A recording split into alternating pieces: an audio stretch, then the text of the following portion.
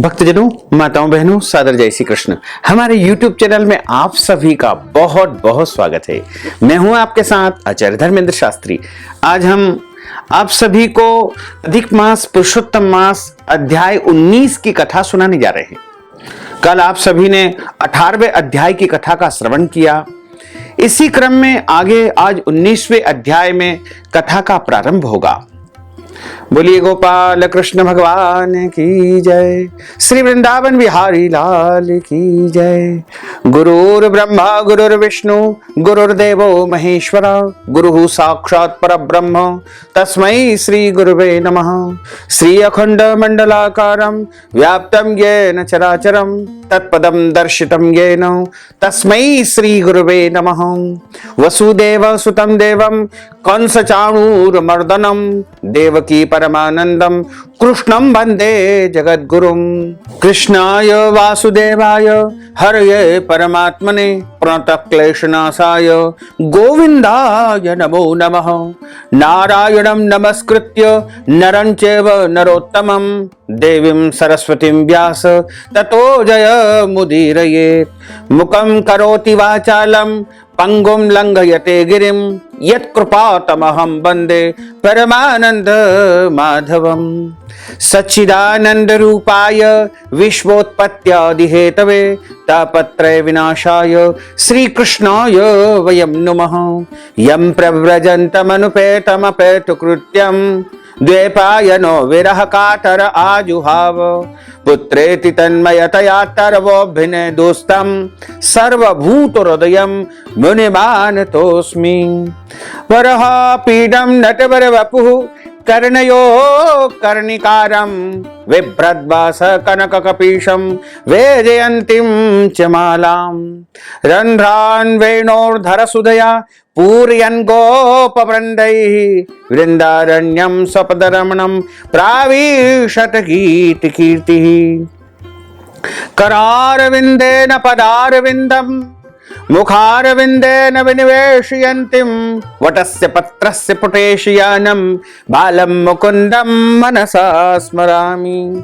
कस्तूरीतिलकं ललाटपटले वक्षस्थले कौस्तुभं नासाग्रे वरमौक्तिकं करतले वेणुः करे कङ्कणं।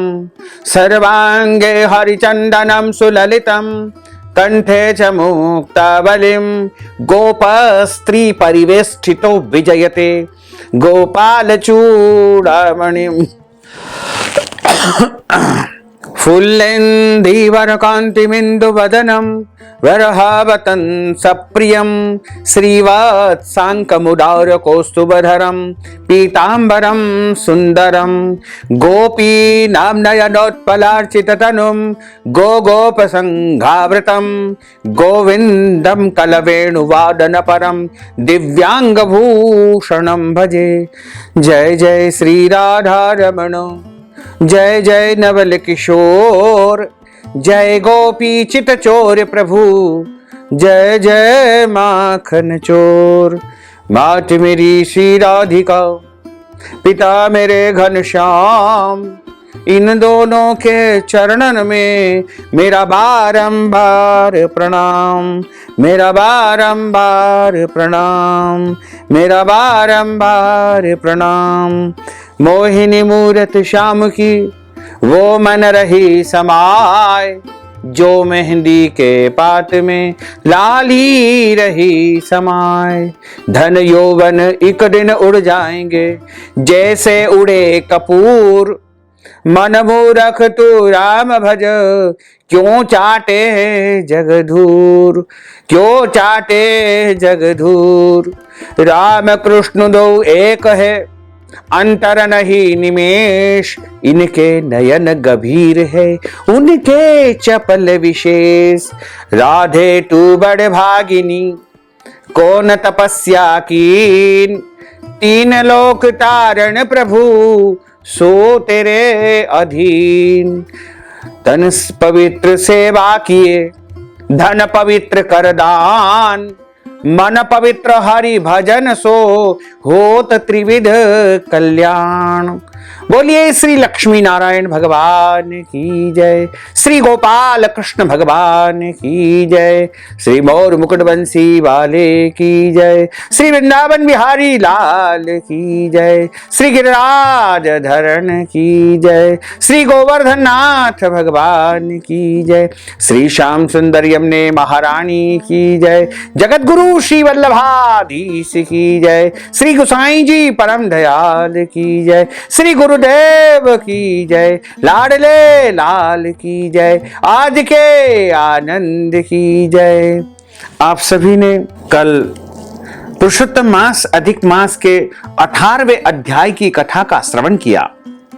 अब हम सभी 19वें अध्याय की कथा में अब प्रवेश करने जा रहे हैं। श्री सूत जी महाराज बोले कि हे तपस्वियों, इस प्रकार कहते हुए श्री नारायण मुनि को श्रेष्ठ नारद जी ने मधुर वचनों से प्रसन्न होके कहा, हे ब्राह्मण, हे तपोनिधि, सुदेव ब्राह्मण को प्रसन्न महाविष्णु जी भगवान ने क्या उत्तर दिया, सो हे तपोनिधे आप कृपा करके मुझे सुनाइए। श्री नारायण बोले कि इस प्रकार महात्मा सुदेव ब्राह्मण ने श्री हरि महाविष्णु भगवान को नमस्कार करके कहा, भक्तवत्सल विष्णु भगवान ने वचनों द्वारा सुदेव ब्राह्मण को प्रसन्न करने को कहा। श्री हरि भगवान बोले कि हे द्विजराज, जो तुमने किया है उसको दूसरा कोई नहीं कर सकेगा। जिसके करने से हम प्रसन्न हुए हैं उसको आप नहीं जानते हैं। यह हमारा प्रिय परम प्रिय पुरुषोत्तम मास है जिसका तुमने सेवन किया है। इस महीने का नाम अधिक मास है और स्त्री के सहित शोक में मग्न तुमसे उस पुरुषोत्तम मास की सेवा हुई है। हे तपोनिधे, इस पुरुषोत्तम मास में जो एक भी उपवास करता है, हे द्विजोत्तम, वह मनुष्य अनंत पापों को भस्म करके विमान में बैठ करके वैकुंठ लोक को प्राप्त करता है। सो तुमने तो पूरा 1 महीना बिना भोजन किए व्यतीत कर दिया है और असमय में मेघ के आने से प्रतिदिन प्रातः मध्याह्न सायं तीनों काल में स्नान भी अनायास ही तुम्हारा हो गया है। हे तपोधन, तुमको 1 महीना तक मेघ के जल से स्नान करने का और उतने ही अखंडित उपवास करने का भी फल प्राप्त हुआ है।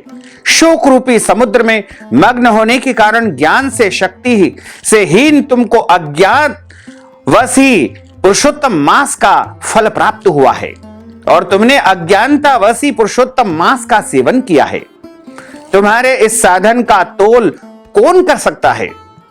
तराजू में एक तरफ पलड़े में वेद के कहे जाने वाले जितने भी साधन हैं उनको रख दिया जाए और दूसरी तरफ पुरुषोत्तम मास के फल को रख दिया जाए तो देवताओं के सामने ब्रह्मा ने तोलन किया था और सब हल्के हो गए। पुरुषोत्तम मास का पुण्य फल भारी था, इसलिए भूमि पर पृथ्वी पर रहने वाले प्रत्येक लोगों के द्वारा पुरुषोत्तम मास का पूजन अनिवार्य रूप से करना चाहिए। थोड़ा या बहुत इसका कोई प्रमाण नहीं होता है। जितना आप करोगे उतना ही अधिक आपको पुण्य प्राप्त होगा। कहा गया है कि अधिकस्य अधिकम फलम। हे तपोधन, यद्यपि पुरुषोत्तम मास सर्वत्र है, फिर भी इस पृथ्वी लोक में पूजन करने से फल देने वाला कहा गया है। इससे हे वत्स, इस समय आप सब तरह से धन्य हैं क्योंकि आपने इस पुरुषोत्तम मास में उग्र तथा परम दारुण कठिन तप किया है। मनुष्य शरीर को प्राप्त करके जो लोग श्री पुरुषोत्तम मास में स्नान दान आदि से रहित रहते हैं वे लोग जन्म जन्मांतर में दरिद्र होते हैं। अर्थात जो मनुष्य इस अधिक मास में पुरुषोत्तम मास में सुबह के समय ब्रह्म मुहूर्त में स्नान नहीं करता है, दान पुण्य नहीं करता है, वो कई जन्मों तक गरीब बनता है। इसलिए जो सब तरह से हमारे प्रिय पुरुषोत्तम मास का सेवन करता है वह मनुष्य हमारा प्रिय धन्य और भाग्यवान होता है।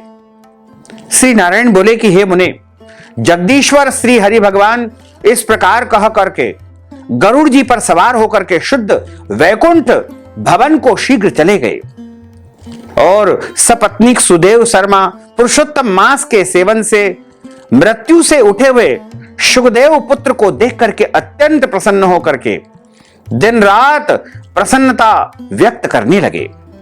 मुझसे अज्ञानवश पुरुषोत्तम मांस का सेवन हुआ और वह पुरुषोत्तम मांस का सेवन फलीभूत हुआ, जिसके सेवन से मृतक पुत्र उठ करके खड़ा हुआ है। आश्चर्य है कि ऐसा मांस मैंने पहले कभी नहीं देखा है। इस तरह आश्चर्य करता हुआ उस पुरुषोत्तम मांस का अच्छी तरह वह ब्राह्मण पूजन करने लगा। वह सपत्नीक ब्राह्मण श्रेष्ठ इस पुत्र से प्रसन्न हुआ और सुखदेव पुत्र ने भी अपने उत्तम कार्यों से सुदेव शर्मा पिता को प्रसन्न किया।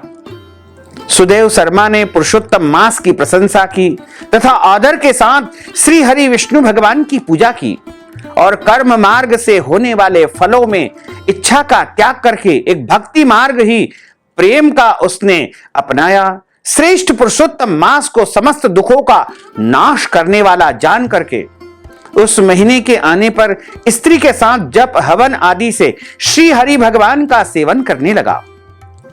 वह ब्राह्मण सपत्नीक श्रेष्ठ ब्राह्मण निरंतर 1000 वर्ष तक संसार में समस्त विषयों का उपयोग करके श्री हरि विष्णु के उत्तम लोक को प्राप्त किया, जो योगियों को भी अप्राप्त है। फिर यज्ञ करने वालों को कहां से प्राप्त हो सकता है?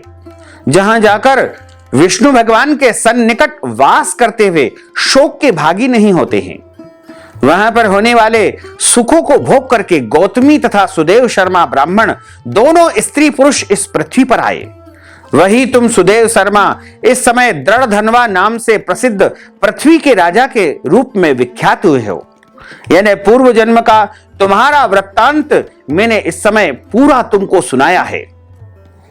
उसी पुरुषोत्तम मास के पुण्य के कारण तुम इस पृथ्वी के सम्राट बने हो और तुमको अखंड लक्ष्मी की प्राप्ति हुई है, उत्तम पुत्र और उत्तम कन्या की तुम्हें प्राप्ति हुई है और जितना भी वैभव संपत्ति तुम्हें प्राप्त हुआ है वो सब कुछ इस पुरुषोत्तम मास के पुण्य प्रताप के कारण ही तुमको मिला है। यहां पर पुरुषोत्तम मास के नाम से सेवन करने से समस्त रिद्धियों के भोक्ता हुए हो। हे राजन, यह आपकी पूर्व जन्म की पति देवता गौतमी है, पटरानी है। हे भूपाल, जो आपने मुझसे पूछा था सो सब मैंने तुमसे कहा है। और शुक पक्षी तो पूर्व जन्म में जो पुत्र सुखदेव नाम से प्रसिद्ध थे और हरि भगवान ने जिसको जीवन दान दिया था, वह 12,000 वर्ष तक आयु भोग करके वैकुंठ लोक को चला गया और वहां वन के तालाब के समीप वट वृक्ष पर बैठ करके पूर्व जन्म के पिता तुमको आया हुआ देख करके मेरे हितों के उपदेश करने वाले प्रत्यक्ष मेरे देवत विश्व रक्षक विषय रूपी और संसार के पालन करने वाले भगवान के मार्ग को तुमको दिखाया है और विषय रूपी सर्प से दूषित संसार सागर में मग्न इस प्रकार पिता को देख करके और अत्यंत कृपा से युक्त वह शुक पक्षी विचार करने लगा कि यदि मैं इस राजा को ज्ञान का उपदेश नहीं करता हूं तो मेरा बंधन होता है। जो पुत्र अपने पिता को पुन्नाम नरक से रक्षा करता है वही सच्चा पुत्र है। आज मेरा यह श्रुति के अर्थ का ज्ञान भी वृथा हो जाएगा, इसलिए आपने अपने पूर्व जन्म के पुत्र से ही उपदेश सुना है और अपने पूर्व जन्म के पिता का उपकार करूंगा, ऐसा उस शुक पक्षी ने विचार करके हे राजन दृढ़धनवा इस तरह निश्चय करके वह शुक पक्षी तुमसे यह वचन बोला था। हे पाप रहित राजन, जो आपने पूछा सो सब मैंने तुमको सुनाया है। अब इसके बाद पाप नाशनी सरयू नदी को मैं जाऊंगा। श्री नारायण बोले कि इस प्रकार बहुत समय तक उस प्रसिद्ध यशस्वी राजा धृढ़धनवा के पूर्व जन्म का चरित्र कहकर जाते हुए वाल्मीकि मुनि की प्रार्थना करके असंख्य पुण्यवान राजाओं का राजा वाल्मीकि मुनि को नमस्कार करता हुआ फिर कुछ और नहीं बोला। इसके बाद यहां से आगे की कथा आपको 20वें अध्याय में श्रवण करने को मिलेगी। यहां पर 19वें अध्याय की कथा का समापन होता है। श्री बृहन्नारदीय पुराणे पुरुषोत्तम मास महात्म्ये नवदशो अध्यायः। श्री कृष्णार्पणमस्तु। बोलिए श्री कृष्णचंद्र भगवान की जय। अच्युतम केशवम राम नारायणम कृष्ण दामोदरम वासुदेवम हरे, श्रीधरम माधवम गोपिका वल्लभम श्री जानकी नायकम श्री रामचंद्रम भजे, जानकी मनोहरम सर्वलोक नायकम श्री शंकरादि सेवितम पुण्य नाम कीर्तनम श्री राम राम राम राम राम नाम दायकम, राम कृष्ण वासुदेवा भक्ति मुक्तिदायकम, राम कृष्ण वासुदेवा भक्ति मुक्तिदायकम, हरे राम राम राम हरे हरे, हरे कृष्ण कृष्ण कृष्ण हरे हरे, श्री कृष्ण गोविंद हरे मुरारे, हे नाथ नारायण वासुदेवा, हे नाथ नारायण वासुदेवा, हे नाथ नारायण वासुदेवा, हे नाथ नारायण वासुदेवा।